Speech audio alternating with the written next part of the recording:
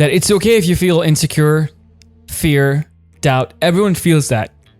Taking action, you can take action despite feeling that. You are brave when you feel fear. You take courage. You are courageous when you feel fear. Like, I'm afraid of many things. Like, this summit has kept me up. I'm like, what if it fails and we're doing this very publicly, but I'm making this ruckus about it. What if it fails?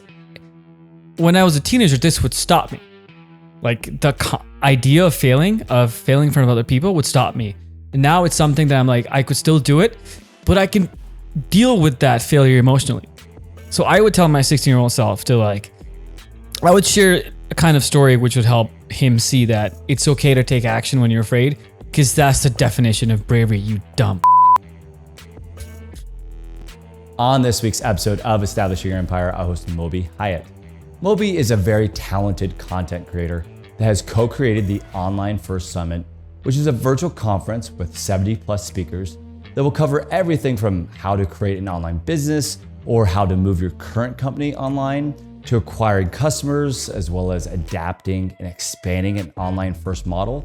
I'm very proud and honored to be speaking on the first day, May 11th. This episode is great for anyone that wants to get in front of the camera and create more content, or simply wants to expand and build new revenue streams. You're listening to the Establishing Your Empire show, a podcast that inspires entrepreneurs, creatives, and future business owners to pursue their passions, grow their organizations, and build their empire. My name is Daran Herrman, and creatively, I'm best known for my photography. But business-wise, my claim to fame is growing a company from $15K per month in online sales to breaking the $1 million a month barrier. And I'm sitting down with interesting people to talk about their process, the lessons they've learned, and how they have established their empires. All right, Moby. Thank you so much for being on my podcast here. Kind of the AKA not that Moby, right? So Why don't you start off and give us, maybe a little background of who you are and what you do.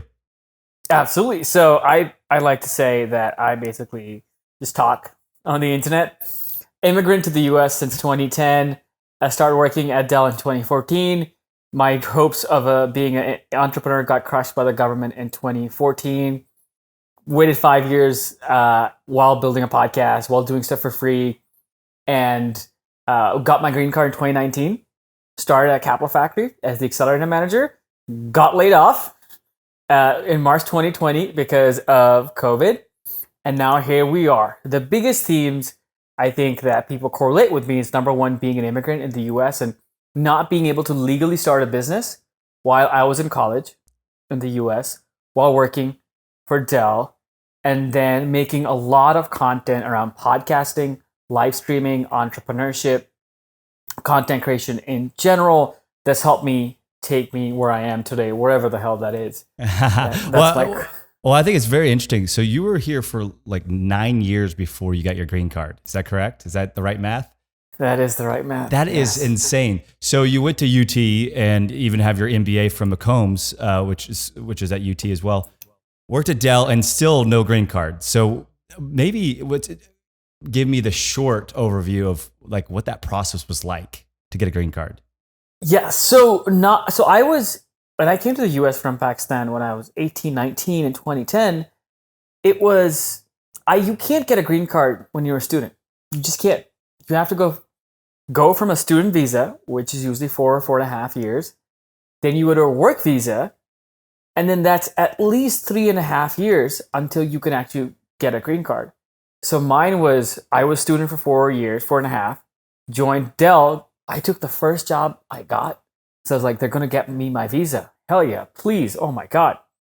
And then that was 3.5, 4 years of waiting on top of it just to get the green card, because I went through 2 student visas, 2 work visas, applied, and luckily before immigration to the US stopped, I was able to get my green card. And it was this long process of waiting and applications and waiting and hoping that the world will not end, man.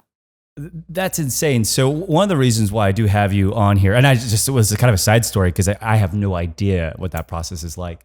So you've created this online first summit, and I'm a part of it. I'm very excited to be a part of it, by the way. So give us that, like the overview of why you did this summit and what's it about. Absolutely. So I working as the accelerator manager for a capital factory. March 2020 happened. In Austin, South by Southwest got canceled. Poof. A lot of revenue for the company went away. Q2, Q3 events, poof, sponsorship out the window. Co-working, a huge chunk of their revenue. Poof. No one wants to sit next to each other. The company's revenue basically went down huge amounts, and they let go of 50% of the workforce. Now, I was in this space where I was 7 months after my green card that I could legally start something. I'd been doing things on the side. I had a course, I had some coaching, I had a micro conference, had some paid workshops. And I told myself one day I will have enough savings, have enough courage, and have enough know-how to go out on my own.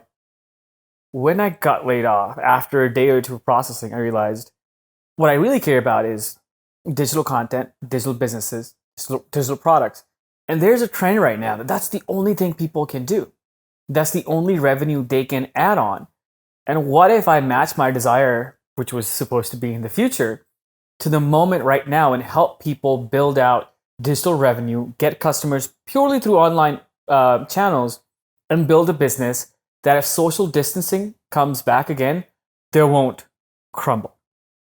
And I mean, right. So what I was going to interject there is not only just if a COVID-like pandemic happens again, but for me, like, look, we all need to get online anyway. This is just expedited that, and it has shown some weaknesses for some companies, and so there's going to be a lot of winners and losers here. And I don't know about you, but I want to be on the winner side when this comes out. And I'm lucky that I am an online guy. I've always loved online ever since I could be online. I can make money. I could sell this. I can sell to somebody across the world, right? And so for me, and we do a lot of online consulting and as well as building websites, e-commerce stores, social media, all the online stuff for our clients. We're getting a surge of people, even that's been kind of doing it, wanting to go do a lot more of it. Or for people that are not doing it at all, they're freaking out, but they know that it's not that's a cool thing. It's like, no, that's how you could do business right now. Absolutely. I think that, there's been, I wouldn't say a trend, but this move to online, whether you're doing e-commerce and you're selling products that you used to in retail online, whether you're building a brand and using that to get clients outside of networking, whether you're just posting on Instagram. I see a lot of people doing their life coaching, their general coaching, they're getting clients for services through online. But now it's like, we kind of have to. And I'm not, without this, that have to might not have happened for a while, but now we kind of have to operate online because there's no other choice. And from our side, we want to kind of help people with that gap. And honestly, dude, I don't know everything at all. That's why we're having 60, 70 people do it. And I think it's an interesting time where there's going to be some time-based trends, which time-based surges. Oh, a virtual conferencing software. Yes, doing great. But the trends that will come out of this in 3, 4, 5 years that we can't imagine, that's interesting to me. And I have no idea what those are going to be. Yeah, and I love that it's like, hey, and I would say some of the stuff that I don't know about either. That's what's great that you have this massive group of people, 60, 70 speakers that are going to cover a wide range. And that's the great thing about the internet is the shared knowledge that can happen and very quickly. Walk me through, because I know you kind of have a plan on the setup of, I don't know whether it's day-based or whatever, but you kind of have this structure that you've talked about on some of your online videos. Maybe walk me through the structure of the summit, right? Absolutely. We've broken it down into, well, first off, our first name was horrible. It was called, oh shit, COVID-19 happened. Now what? And I called a bunch of people and they said, that's horrible. So we took in the niche of, we're not going to solve this whole big problem. We're going to go into digital. And what do people really need to figure out when they're going into a digital business model and being like, what do I do now? So we had 4 days that we had planned, and we broke down a day by each track. So it's one track per day. Day one is all about deep diving into digital business models. How are people currently operating the back end of their businesses? How does a membership site work? How does a course business work? How does e-commerce work? How is the shift from retail to online going? Just deep diving into how these businesses operate so people can have a structure in their heads. Day 2 is all about how do I get customers online, whether that's social, that's through ads, that's through community online, that's through LinkedIn, that's through content, how to get customers. And day 3 and 4 are, day 3 is how are people currently pivoting so that I feel represented, like, oh, someone like me is kind of pivoting and doing this thing. That's day 3. And day 4 is kind of like our fun day, which is preparing for an unknown future. So we have a bunch of panels talking about what happens if social distancing comes back again? What's the future going to be in 3 months, 3 years, 6 years? Nobody knows. And that's kind of our fun day to end it all. Yeah, I love it. I think there's so much to be taken away from there. And I'll be excited to listen to other people's panels to see what they talk about.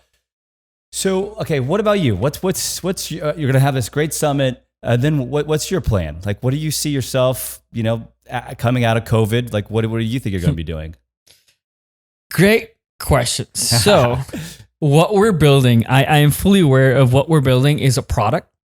Like Online for Our Summit is a product and we have to make a business, right? And this is just going to be one of the products that we make. I started coaching 2-3 months ago about content because in college I was not confident, had no self-esteem, didn't really want to put myself in places. Over time, through like purposely putting myself out of my comfort zone, doing improv comedy, going out, being social, trying podcasting, trying live streaming, trying video, and actually enjoying it. I built this process of, okay, this is how you kind of get over the fear of making content and putting your face out there. So I started coaching on that. Since the layoff, I got a few more coaching clients. Somebody's talking to me about consulting, and I'm trying to figure out if we should make a professional services firm, services firm, which helps people make content, whether it's individuals or companies. And I'm really trying to figure out how do I position it so that it's a pain and not a want? Because it's an economic crisis right now. A lot of people aren't opening their wallets. How do I position those services and the ability to make content and talk to your customers in a way that's valuable to people are like, yes, we cannot go without it. And a lot of people ask me questions like that because I do a lot of consulting. And usually my answer would be, if you were actually asking me that question, and I know it's rhetorical for yourself, but is your customers are going to tell you this. You just got to keep doing it. You're not going to probably have that answer by thinking in your room. You're going to have the answers with more people you help and touch, and you're going to figure out where that sweet spot is the more you do, right? So anyway, that's my 2 cents about that. Oh, that's super useful. I agree. Like how this conference changed, it was me basically being on calls and being like, is this good? Is this bad? And so you're 100% right. So I have a kind of question that you touched upon there. So a lot of people want to be more online as their personal brand even. So they want to maybe create some, let's just say, let's role play a little bit. Say that they're a real estate agent, right? Mm-hmm. And they 100%, I believe, and I have some real estate clients, that you got to be like doing live streaming. You got to be out there. Personal brand is everything. But a lot of them are just nervous or scared. How do you tell somebody like that how to get them started, right? To create some video content? Yes. So the foundation of it is not to, well, this is horrible. The foundation of it is not to first think I have to make the boring same, sorry if I curse, shit, which is I sold a house. Look at this. Look at this. A lot of people market it as buy from me, buy from me, buy from me, buy from me. And what we're trying to do when we do that is show that we're valuable and that I, as a real estate agent, can help you, because I'm telling you, I don't think it works like that, because we see 5,000 ads a day and I see ads which promise the world by people who are making so much money. They're respected. And I say, BS, I don't believe you. I don't believe you. You're not for me. You're not for me. You're not for me. But when I see any kind of vulnerability or a story or that person showing how they help somebody else, I'm like, oh, that's interesting. They've got me on a hook. So if it's a real estate agent, I would be like, show yourself as you deliver value. So as you're talking to clients, record an interaction and record an interaction of you walking them through a house, and just point the camera at yourself and show, hey, this is the kind of questions those people can answer, because you're showing yourself, showing value to other people. Record how you work. Like, go and live stream something weird. Like, you're in your car driving up to the house, and you're like, this is the kind of ways that I'm thinking about. Educate your people about get into their head, like, what questions do people have? Not that question, what real estate agent do I go for? That's not really the question they have. The question is, how do I finance? How do I make sure that I find the right house for me? How can I make sure that I find something that I can afford? And how do I get the right house?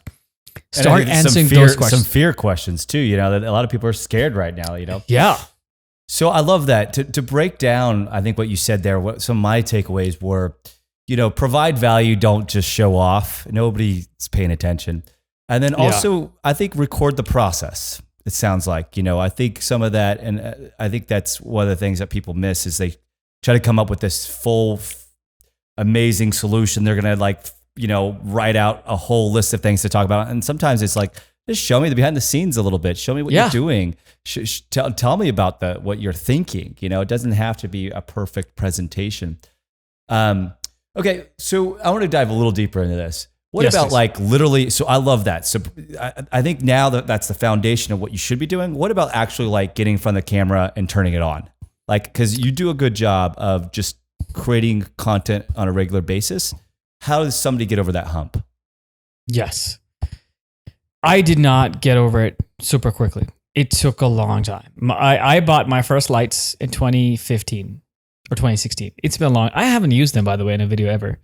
But it's taking the tiniest step possible that you can and repeating it until it comes very easily to you. So if you want to actually make a 3-minute video showing something or talking about something specific, I would make it an Instagram story first and talk for 10 seconds. Or if I'm scared to do that too, take a photo of yourself and write it out and do that, so that it becomes this thing of taking a photo of yourself and posting that value is easy. I mean, okay, I'm going to post a 3-second video or a 10-second video. I'm just going to say, hey guys, this is what I'm talking about, and post it. And over time, inoculate yourself against that fear. I don't want to say just go do it, because that's just weird advice. It is not helpful. I would say it's take the smallest step and repeat until that step is so boring, you're like, I want to do something new. And from that, you could take a time lapse. You could make a talking head video, live streaming, and over time become this thing where it doesn't scare you as much. I love it. I do think baby steps is a great way, and just start, whether it's like you said, I think I love that takeaway of, hey, look, take a picture, make a list, write it out, and then short video, little longer video, because you will get more comfortable. One of the reasons why I did this podcast is literally just one, network, and 2, become a better listener, and 3, get myself more accustomed to be on the other side of the camera. I've had a photo and video company since 2009, so I'm really comfortable on the other side of the camera. But okay, what about, all right, we have this foundation. Now we're finally comfortable of getting in front of the camera. How do we maximize that? Because I see your videos. I haven't followed you for a very long period of time, but you pop up a lot. So, any tips or tricks there, how to maximize the exposure actually after you've recorded that video? After you record the video? Yeah, posting it, anything that you see that actually works, or any value that you have of somebody that finally got over the hump of hit and record, but now how do they do it? Where is it better? I see some captions there. I see a lot of this stuff. I don't know. I'll let you take it from there. Awesome. Perfect. So after recording the video, the 3 things which are optional, but you can slowly work yourself up to. Number 1 is just music, which you can get for free on YouTube Music Library.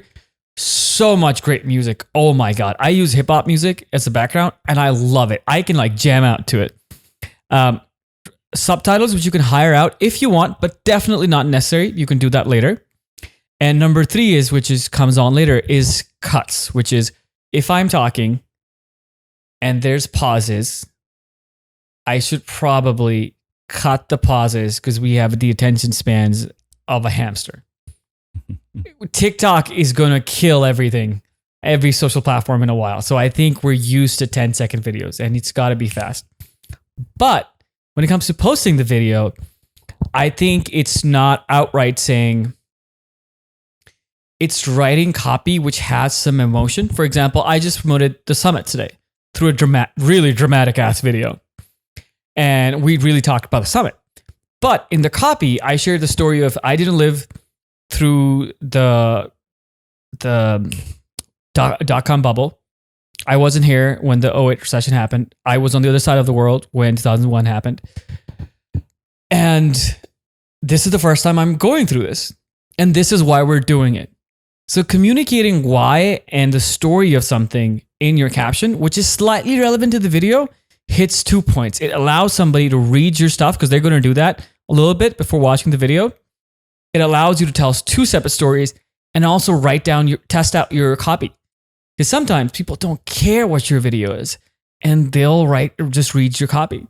And that's what I'm testing out right now. Copy, which is story and vulnerability, and just music cuts and subtitles for videos. It's great. So I do see you have this 2-week content boot camp, right? So, the stuff we're talking about right now, is that kind of similar to what you guys do, or maybe give me an overview of what that is? Yes. 2-week content boot camp was, I basically dumped everything I knew about making content into this course, which is in 10 days. And it goes through live streaming, Canva, time lapses, what to share, how to make a personal brand, how to network, how to host events, and dumped everything. And my goal, the course is great value, but it's positioned badly, 100%.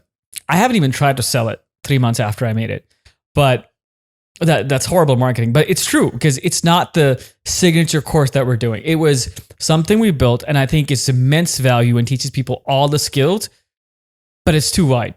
It fits and it's too broad. We're trying to nail it down. But I honestly, one of my biggest passions right now is helping people make more stuff online and just be present and have fun with it. I mean, how has your journey been with podcasting? It's been way above and beyond anything that I thought it would be. Yeah, right. I have 22 countries listening to me, which is crazy. And it's not a massive number of people, which I don't care about the numbers here. But most importantly, let's just say that I had 5 listeners. I'd be so happy if they were active listeners. But the biggest thing has been meeting interesting people that are doing interesting things. Mm-hmm. And that to me is extremely exciting.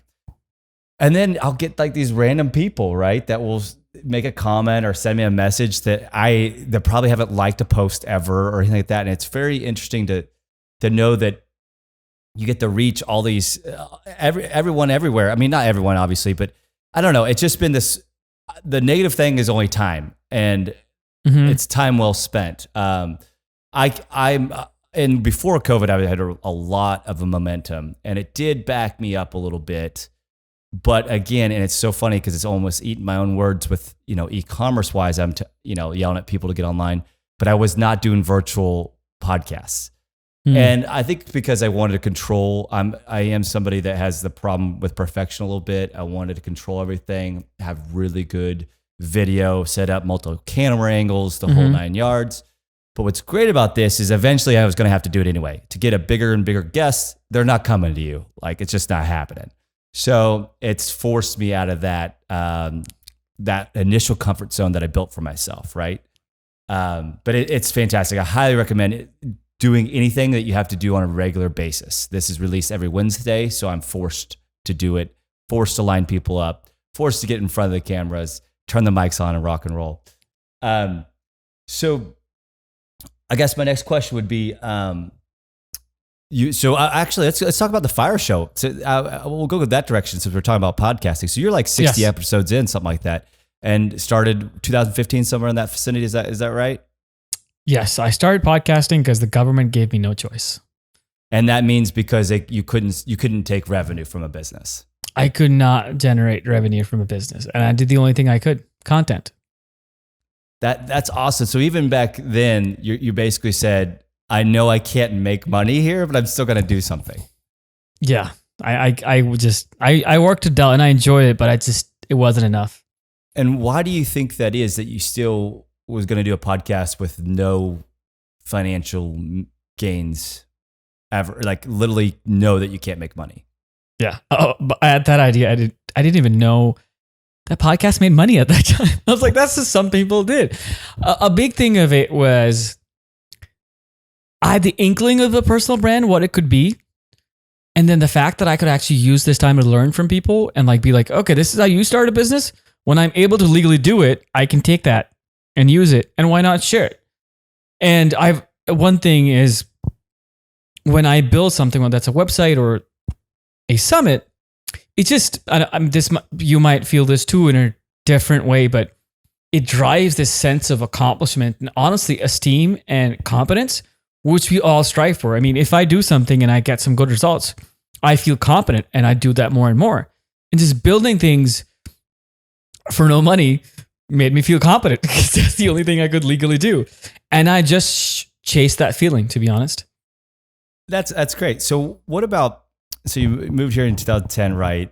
Has your life turned out so far in the US how you thought it would? Like what was your kind of perception and reality? Yeah. Well, the first thing is it's true that in America, everybody has red Solo cups. What the hell? I thought that was just a movie thing. Wait till you go to the Midwest. I'm from Kansas. There's definitely a lot of red Solo cups there. Yeah, exactly. I honestly didn't think I would be in the US so long, which was my plan for the first 3.5 years in college was I'm going to go back home and I'm going to work with my dad or do this. My mom was starting a business back home at that time. I was like, I can help her. My family was in politics. My brother wanted to go into politics. I was like, I'll just go help this family structure. But it's that stupid thing that comes when you build something and you feel good. I built a small website in college. That was dope. Fundraised an organization. That was fun. Found a job at Dell. That was fun. And then built the podcast and that was fun. And that just kept like pulling me here. The fact that I can build things so easily, get in the hands of people so fast and get feedback. And I'm connected with these entrepreneurship people who care about building things. It just sucked me in, man. And my life is, I had no expectations. But yeah, I definitely see how that happens. And so another segue kind of, you were at Capital Factory, which is a lot of startups are there. It's a cool co-working space. You've done some kind of advisor to a bunch of, I guess, doing pitch events and stuff like that. Pitch coaching. Pitch coaching, excuse me. Maybe give us some advice there. Like when you did some of the pitch coaching, what's some help that you would give somebody ready to pitch, right? Yeah, absolutely. So one of the things is I have to tell this because people feel really bad when I sit down with them. It's okay for somebody who has an idea not to have the messaging clear, because when you have an idea, you have 1,000 ways it could be. There's a whole past of why it happened. There's things going on right there. And it's okay to be like, I don't have the perfect pitch. It's okay to have somebody help you out. The real thing is, there's only 3 things that matter in any kind of pitch. I feel like number 1, people understand what you're doing. Like they get it, which is who's your market, who's your problem, what's your solution. Number 2, they believe that the problem you're solving is big enough for that market and your solution can actually solve it, which is they get that there's value in this and there's a market opportunity. And number 3, it's they feel like you are the person or the team who can do it. So if they understand what your problem is, your market, your solution, and then, you're solving it in a way that actually can be solved and people can make money as investors, as partners, or they will be customers. Why you? Like, I'm not the only one doing a summit. I don't know. There's probably 85 summits going on in Austin in May. But why would someone come to our summit? Why would someone bet on us if they were to invest in us? And telling that story is the way we do it. I love pitch coaching. It's been really rewarding, and like watching somebody win live on stage $360,000. When I helped them, it was like, whoa, we screamed a lot that night. That was dope. I think we're getting a common theme here. Like, and I feel like I'm somewhat similar in this way, but this theme is you get real excited being involved and helping, giving back and helping people and getting around them. So, okay, you got the summit that happening, and it's crazy because you're throwing this together in like a month. Walk me through a normal day in your life right now. So today, do you know the program called 75 Hard? No, I do not. So that's just quick context. 75 Hard is a 75-day program made by Andy Frisella, and it's a mental discipline challenge. It is 5 rules a day, two 45-minute workouts. One of them has to be outside, so weights and walking, gallon of water a day, a progress photo, no cheap meals, and then 10 pages of a nonfiction book. I did that twice, so I'm also kind of informally doing it right now. So currently this week is wake up, shove a lot of food in my mouth, think about what I have to get done, look at my email, and then an hour later, the first interview starts. I do that. I focus on somebody for a while, and then go work out, more interviews, could do the second workout, which is basically walking, check my email, do this, talk with my team, go and interview somebody else, pop on this podcast, and then hop on a call with somebody from Australia, and then take an hour-long break, and then do the back end of this to make sure everything moves around. So it's not ideal this week, but usually I feel as if I'm just more creative in the mornings. So I'm looking forward to having my days back. And are you like an early morning riser, or what time do you usually get up?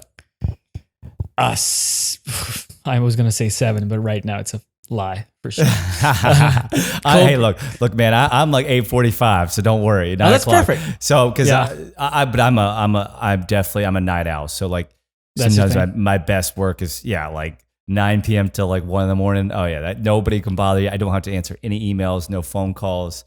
I think it's very common for a lot of high producers or the 4:30 a.m. people. It's the same concept of really, and I just don't have, I'm married, but I don't have a family. So I think I'm able to do that. That might switch when I have some kids or something. So obviously COVID might be the answer to this one, but how did this project begin? So I know you got laid off. So this, by the way, you have a crazy day for somebody who just got laid off. So if people just got laid off from their jobs, they got no excuse after listening to this. They should be rocking and rolling like you, but like you could do a million things. Why'd you start the summit? Great question. So I got laid off in a 95-person call where 45 people got laid off through an email while you were on a call. So boom, goodbye. And the first thing I did was I opened up my expenses and I was like, cut. Cause my first reaction was panic. I walked to my apartment leasing office and said, hey, I got laid off. I don't know when I can next pay rent, right? Cause I was like, I just want to put that in their heads. And I came back, I made a video about it. That was the first thing I did, made a video about it. Did not post it because I didn't want my parents to know I got laid off Facebook. That would be rude.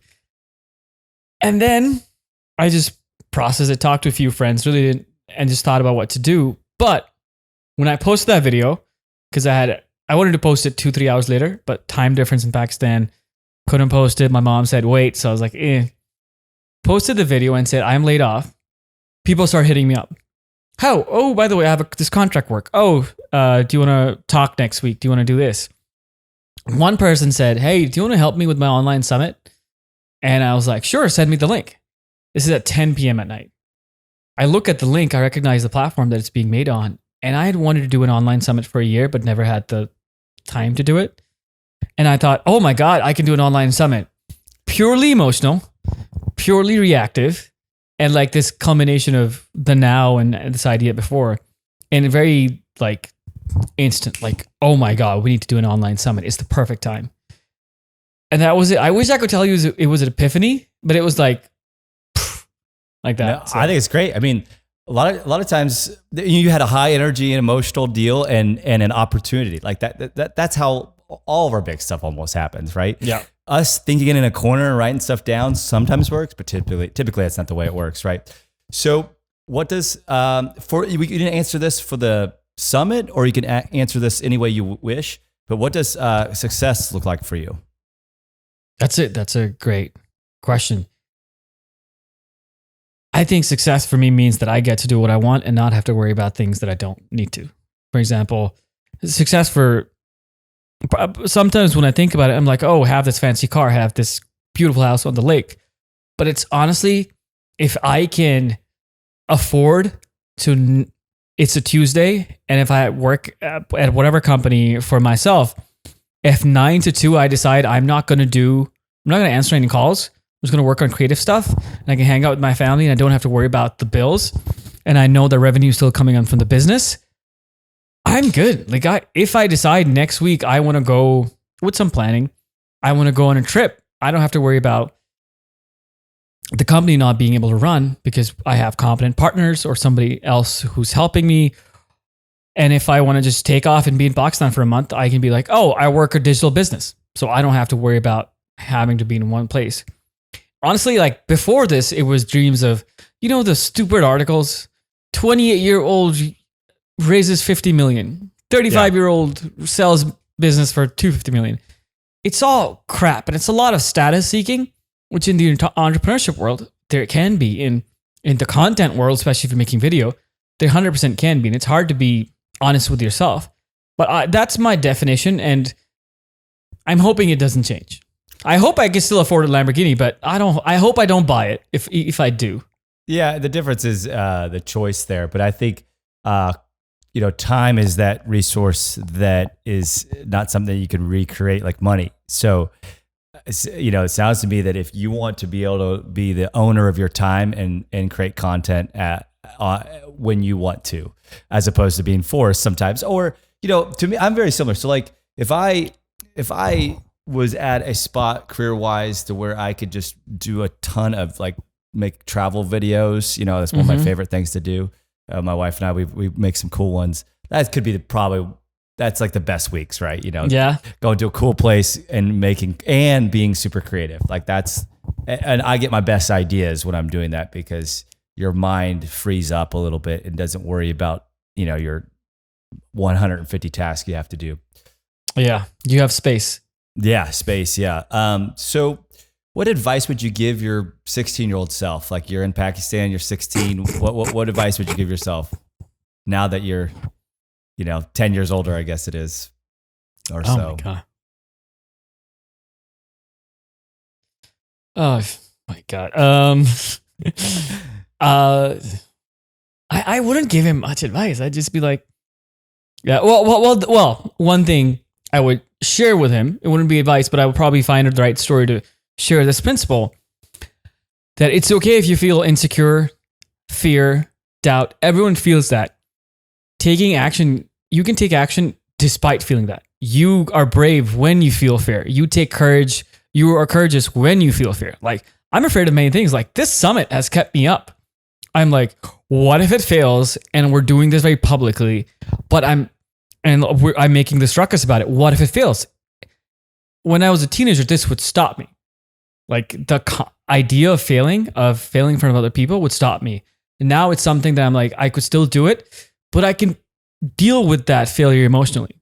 So I would tell my 16-year-old self I would share a kind of story which would help him see that it's okay to take action when you're afraid, because that's the definition of bravery, you dumb fuck.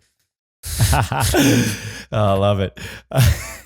What about any mentors along the way, books, videos, anything that's kind of helped you along your journey? Yes.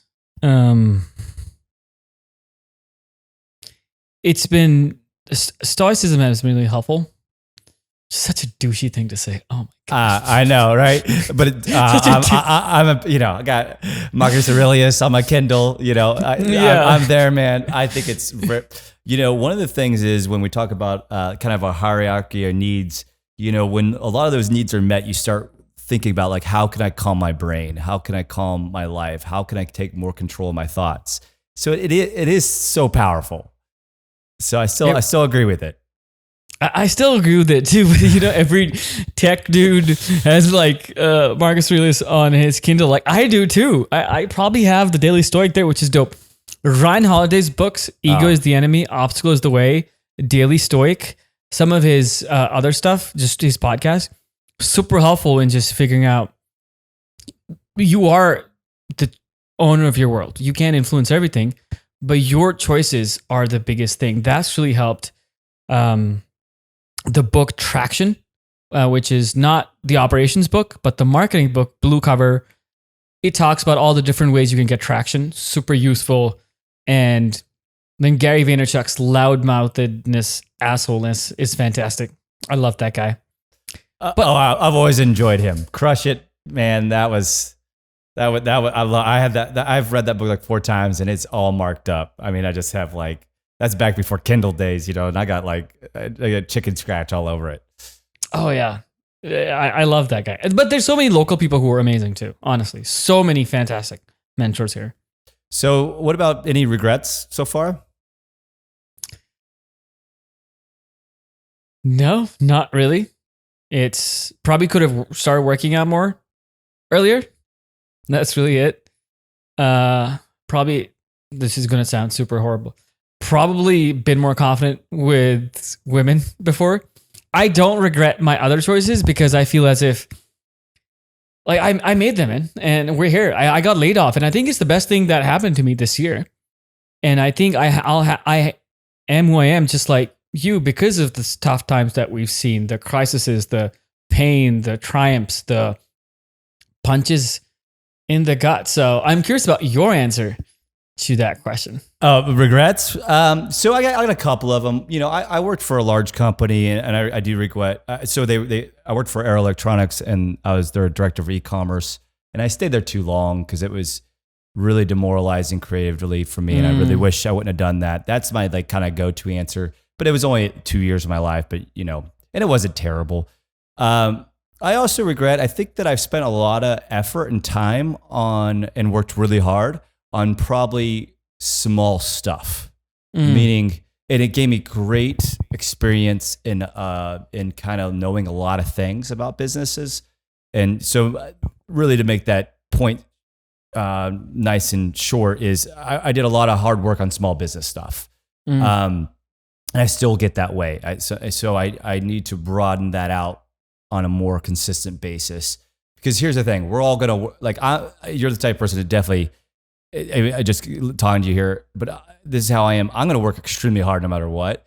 So that energy I wish some of those years were placed in a little bit more of a scalable, more impactful, more affect more lives than I did. But then again, it gave me a great experience. So I don't completely regret it, but looking forward, because I think that question is more, what should I do in the future? That's my answer for my future, right? Is, how can I impact way more people on a daily basis, right? Oh yeah. So what about, what's a favorite memory? You could take it from just the summit, or you take the fire. The fire show is probably a great place to take it, like a favorite memory that's happened, or any place you want to take it. Great question.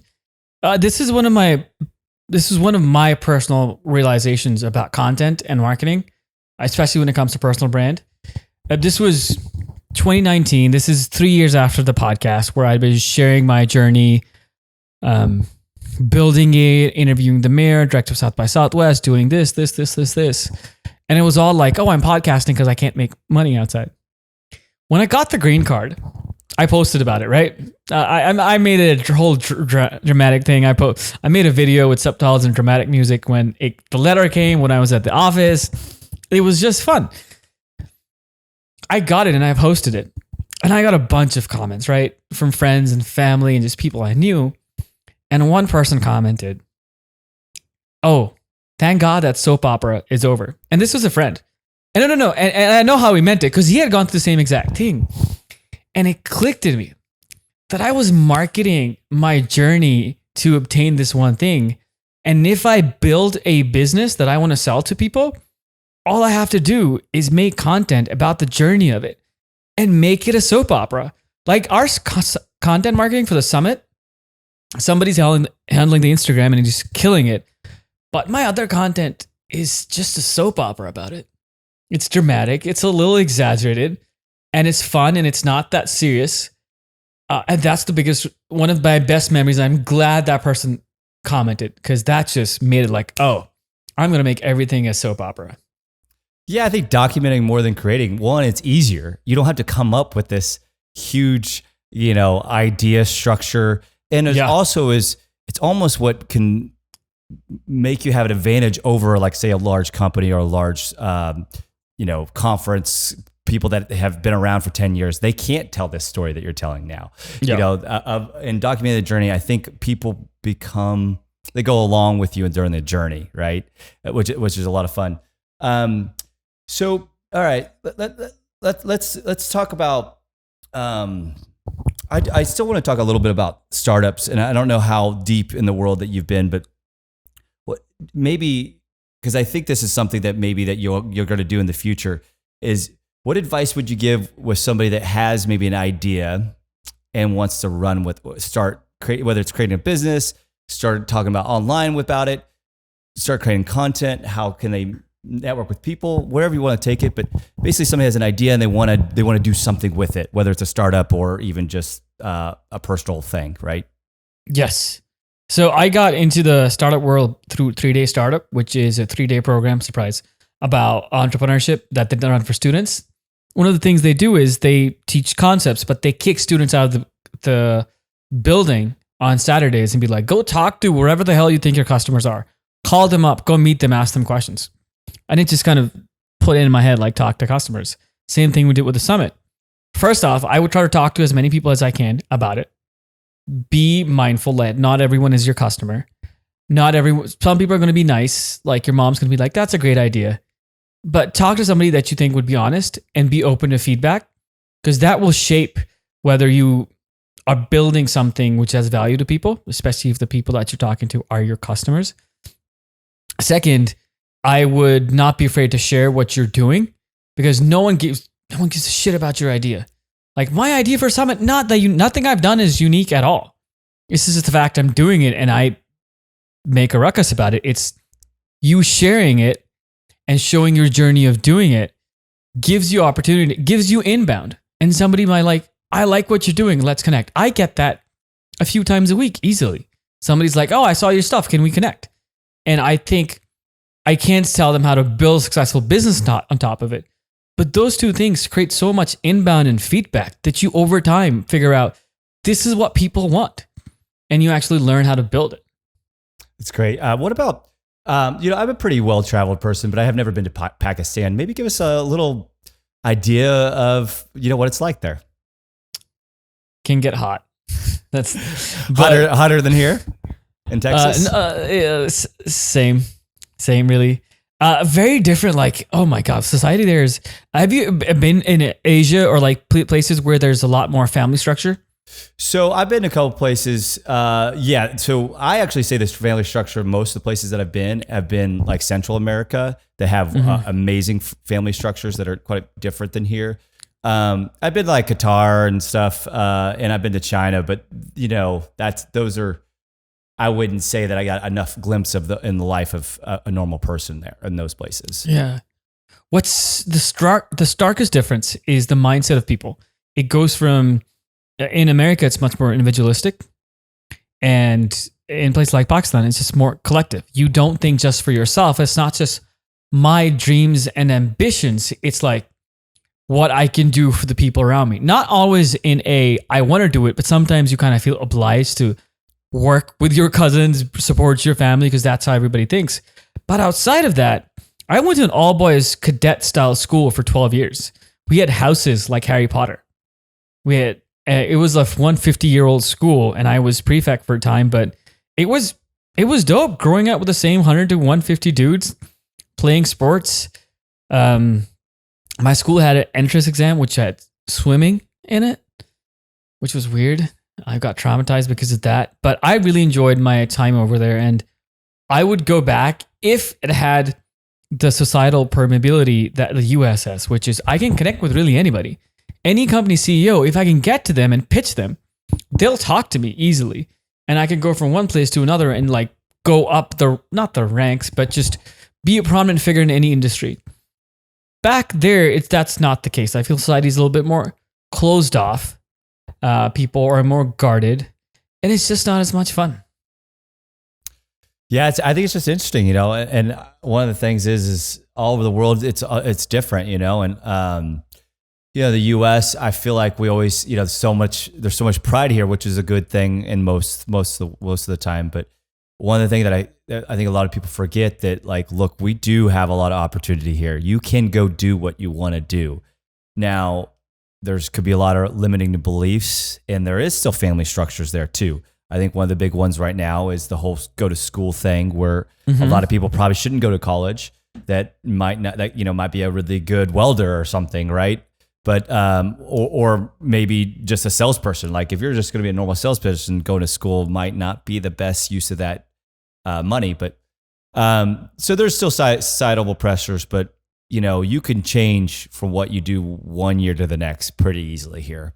Might take some hard work. Or a lot of it. Yeah, or a lot of hard work, but but the opportunities there, which to me is the most exciting thing about living in this time period, because I think that the internet has given so many people that opportunity to do what they want to do. So kind of a wrap up here, kind of the last question I asked everybody, how would you like to be remembered? You've got some serious ass life questions in there, man. I don't know, honestly. Like I think like my family and friends, I just want them to know, the people who would want to come to my funeral.